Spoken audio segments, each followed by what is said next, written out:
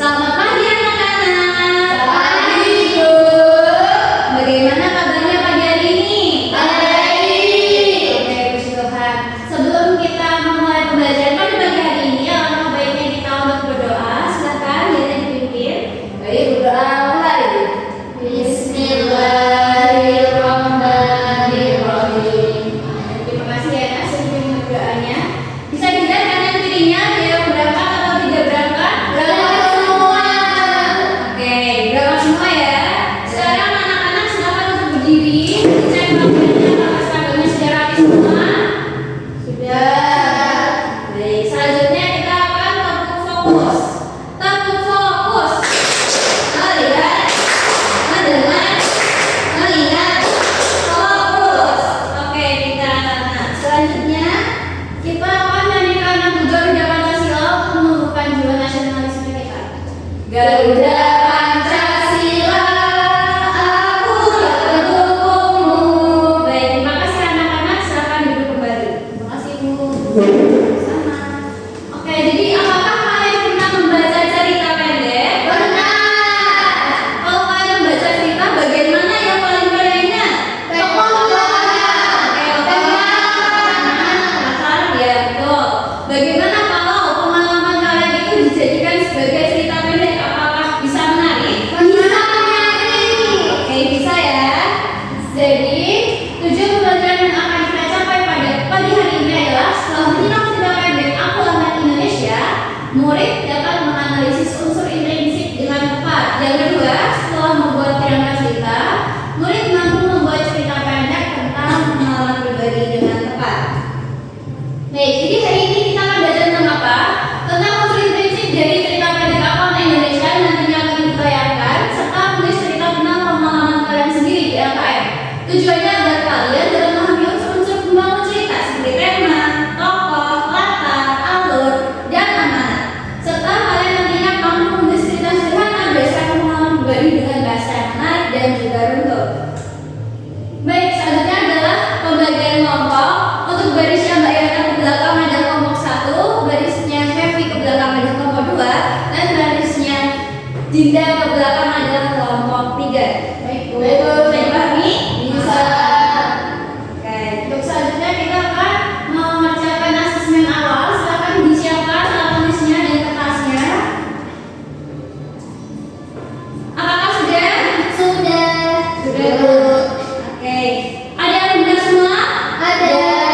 Angkat tangan. Oke, ada 2 orang ya. Salah satu? Ya. Oke, ada 1 orang, tidak apa-apa. Baik, jadi cerita pendek yang pertama. Cerita pendek bisa disebut juga sebagai cerpen. Jadi cerpen di sini merupakan karya fiksi atau rekaan imajinatif dengan mengungkapkan suatu permasalahan yang mana ditulis secara singkat dan padat. Cerpen ini dibentuk oleh beberapa komponen atau unsur intrinsiknya, yaitu ada tema, alur, latar, penokohan, sudut pandang, amanat, seperti yang tadi sudah diucapkan dan sudah disebutkan oleh anak-anak. Jadi ini tuh menciptakan sebuah dunia rekaan dan memasukkan pengalaman yang nyata. Maksudnya, isi cerpen itu bukanlah kejadian nyata, melainkan hanya kenangan ataupun imajinatif dari penulisnya. Nah, unsur intrinsik cerpen yang pertama tadi ada tema. Tema itu sebagai gagasan utama atau ide pokok yang menjadi dasar sebuah cerita. Tema ini berisi masalah ataupun hal penting yang ingin disampaikan penulis melalui cerita. Jadi tema ini bisa berupa hal-hal tentang kehidupan manusia. Contohnya ada persahabatan, keberanian, kasih sayang, kejujuran, ataupun kesedihan. Yang kedua, unsur intrinsiknya adalah alur. Alur itu bisa disebut juga sebagai plot, merupakan urutan kejadian atau peristiwa yang membentuk sebuah cerita. Alur itu dibagi menjadi 3 anak-anak. Yang pertama ada alur maju. Alur maju itu disajikan secara kronologis atau sesuai dengan urutan yang awal sampai ke akhir. Lalu yang kedua adalah alur mundur. Alur mundur itu berarti dari akhir cerita kembali lagi ke awal cerita. Yang ketiga ada alur campuran. Jadi alur campuran itu gabungan dari alur maju dan juga alur mundur. Cerita ini biasanya disampaikan secara berurutan sekaligus menyisipkan ceritanya di masa lalu ataupun di masa sekarang. Lalu yang ketiga yaitu ada latar. Latar itu ada 3, ada latar tempat, latar waktu, dan juga latar suasana. Jadi latar itu membantu membaca mengetahui di mana cerita itu berlangsung, kapan kejadiannya,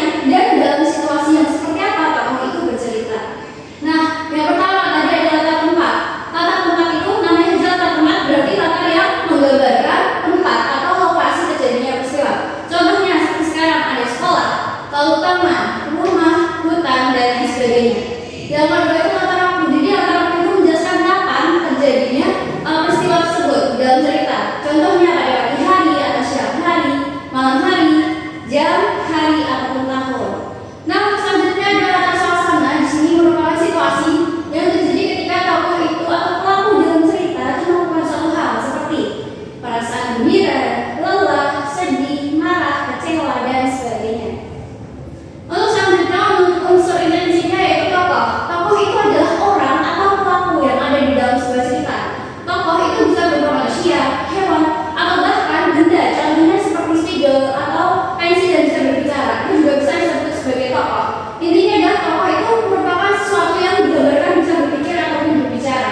Ada dua kalau tokoh itu bedanya. Yang pertama ada tokoh utama, di mana tokoh ini menjadi yang paling banyak atau sering diceritakan, baik sebagai pelaku kejadian ataupun pelaku yang dikenal kejadian. Nah, yang kedua itu ada tokoh tambahan atau tokoh pembantu. Tokoh ini berfungsi untuk pelengkap tokoh utama untuk menghidupkan cerita. Yang selanjutnya yaitu ada penampakan. Penampakan itu apa? Penampakan adalah cara pengarang menggambarkan watak atau karakter tokoh-tokoh dan cerita. Di sini bagi jadi tiga anak-anak. Yang pertama tokoh protagonis. Protagonis itu membawakan watakan yang baik atau positif, di mana di tokoh protagonis ini akan menyampaikan contohnya seperti penyabar, kasih sayang, santun, pemberani, dan baik hati. Lalu tokoh antagonis itu watakannya negatif. Jadi contohnya ada sombong, pendendam, tidak sahabat, pembuat onar, pembuat masalah, suka pamer, dan lain-lain. Lalu yang ketiga ada tokoh protagonis. Protagonis itu biasanya di tokoh pembantu atau penengah. Biasanya sifatnya ini adalah karakternya netral.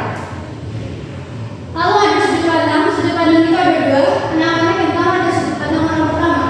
Jadi sudut pandang itu apa? Sudut pandang itu cara penulis menceritakan sebuah cerita atau dari posisi siapa cerita itu disampaikan, dituturkan. Sudut pandang itu menunjukkan siapa yang bercerita di dalam cerita tersebut. Kalau sudut pandang orang pertama biasanya dikatakan kata-kata aku ataupun saya. Namun kalau sudut pandang orang yang ketiga itu menggunakan kata dia, mereka, atau menyebut nama seperti menyebut namanya Yana, Hefli, Dinda, seperti itu. Nah, selanjutnya ada amanat. Amanat itu pesan atau nasihat yang ingin disampaikan oleh penulis melalui sebuah cerita. Amanat itu biasanya berhubungan dengan hal-hal baik yang bisa kita petik atau yang bisa kita pelajari setelah kita membaca cerita tersebut. Ada dua anak-anak. Yang pertama, amanatnya secara langsung dan secara tidak langsung. Yang secara langsung itu penulis bisa sampaikan dengan jelas, misalnya dalam bentuk kalimat nasihat seperti kita harus selalu berkata jujur dan tidak berbohong.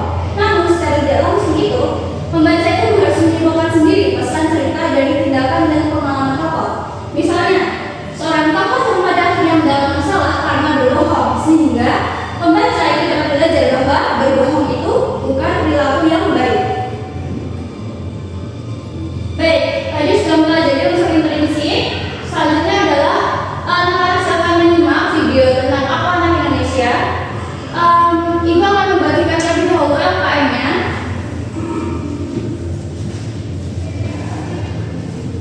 LKM-nya sesuai kelompok yang ibu bagi tadi.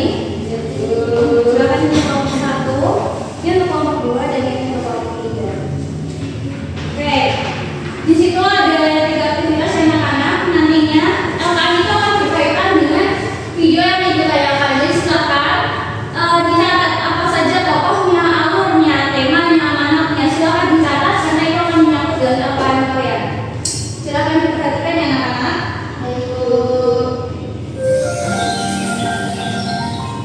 Ini adalah hari pertama Hana masuk sekolah baru di Indonesia. Hana, kamu anak pemberani. Jangan khawatir, anak-anak Indonesia ramah-ramah. Mereka pasti akan senang punya teman baru. Kamu pasti Hana. Baik anak-anak sudah perhatikan semua? Sudah dicatat ya yang penting? Sudah. Oke, selanjutnya adalah silakan anak-anak mengerjakan LKM. Silakan berkumpul di kelompoknya masing-masing. Jangan lupa tadi Yana ada kelompok 1, Hemi kelompok 2, dan Dinda dari kelompok 3. Baris ke belakang ya anak-anak. Oke, dalam LKM ini ada 2 kegiatan anak-anak. Yang pertama terkait dengan menganalisis unsur intrinsik. Ada dalam bentuk tabel ini silakan anak-anak mengisi. Di sini untuk ceritanya yang pertama ada tema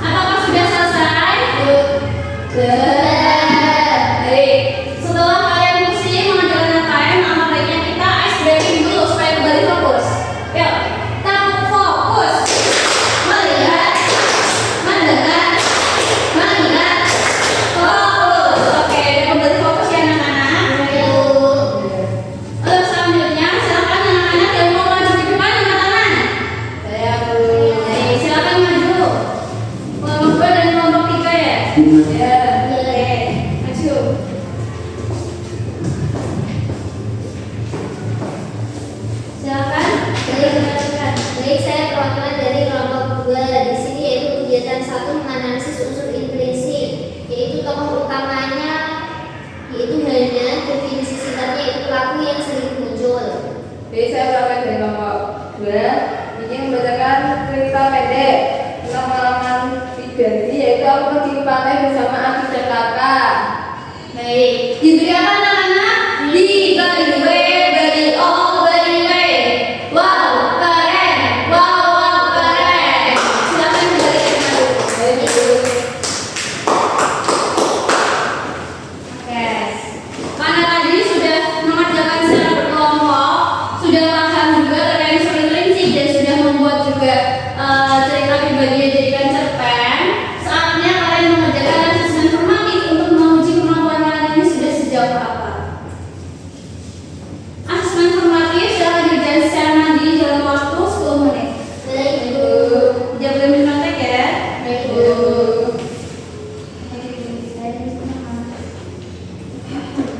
Oke, apakah sudah selesai? Sudah. Ibu ambil kembali ya LKM dan asesmennya. Baik, Ibu. Terima kasih.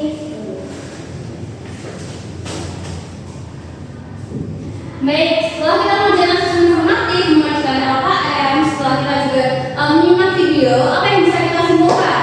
Jadi cerita pendek atau cerpen adalah karya fiksi yang mana sifatnya itu imajinatif dan disampaikan secara singkat serta padat. Cerita dibangun oleh unsur-unsur seperti tema, alur, latar, tokoh, penokohan, sudut pandang, amanat, dan juga gaya bahasa. Tema itu menjadi gagasan utama cerita, sedangkan latar mencakup tempat, waktu, dan suasana terjadinya peristiwa. Tokoh dalam cerpen dapat berupa manusia, hewan, ataupun benda yang diberi sifat hidup dengan watak yang digambarkan melalui penokohan sepertinya protagonis, antagonis, dan juga tritagonis. Alur itu menggambarkan rangkaian peristiwa yang dapat bersifat maju, mundur, ataupun campuran. Sudut pandang itu menunjukkan dari siapa cerita dituturkan, baik orang pertama ataupun orang yang ketiga. Amanat adalah pesan yang ingin disampaikan penulis baik secara langsung maupun tersirat melalui pengalaman tokoh. Baik, setelah kita mempelajari pelajaran apa yang sudah kalian dapat hari ini, bagaimana perasaan kalian? Senang. Oke, senang ya? Baik, setelah ibu periksa tadi, ada beberapa strategi yang tidak dapat memenuhi KKP. Nantinya akan ibu berikan bimbingan untuk mempelajari ulang materi yang telah disampaikan tadi dan mengerjakan kembali asesmen formatif. Untuk materi berikutnya, peserta didik yang sudah memenuhi KKP diberikan tugas untuk mempelajari materi yang akan datang, yaitu terkait dengan menulis formulir. Baik, terima kasih semuanya. Semoga apa yang sudah ibu sampaikan tadi dapat diterima oleh anak-anak. Sebelum kita mengakhiri pembelajaran pada hari ini, adalah kita berdoa. Silahkan Dinda untuk dipimpin doanya. Berdoa mulai. Alhamdulillah.